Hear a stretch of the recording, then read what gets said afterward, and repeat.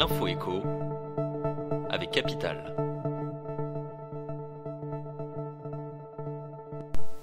On commence avec le chiffre du jour, 192,8%. L'Égypte revient en force dans les intentions de voyage des Français cette année. Les réservations pour sa destination phare ont grimpé de 192,8% sur un an, selon les professionnels du tourisme. L'Égypte compte parmi les 10 destinations les plus plébiscitées pour cet hiver.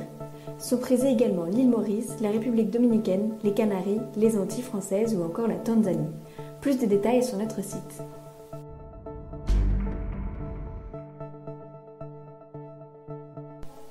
On enchaîne avec la mauvaise nouvelle du jour qui concerne les propriétaires qui souhaitent vendre leurs biens.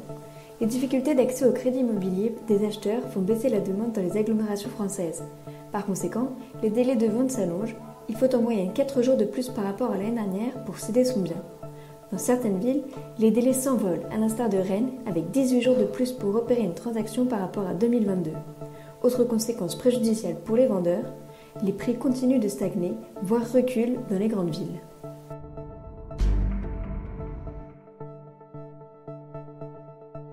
On poursuit avec le mot du jour, Beyfortus.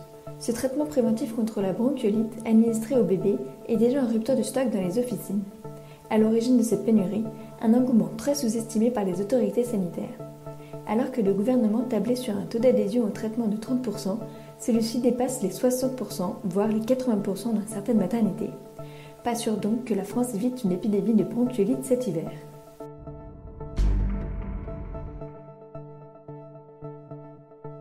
Et pour terminer, l'info pratique du jour. Depuis le 1er octobre, le plafond du livret d'épargne populaire, LEP, est passé à 10 000 € contre 7 700 € par an. Le décret actant ce nouveau seuil clarifie aussi comment vous pouvez atteindre ce plafond. Il est ainsi stipulé que les versements effectués ne peuvent porter le montant inscrit sur le livret au-delà de 10 000 €. Concrètement, cela signifie que vous devez tenir compte des versements effectués et des intérêts capitalisés. Une règle qui prévoit également pour le livret A et le LDDS. C'était l'info écho avec Capital.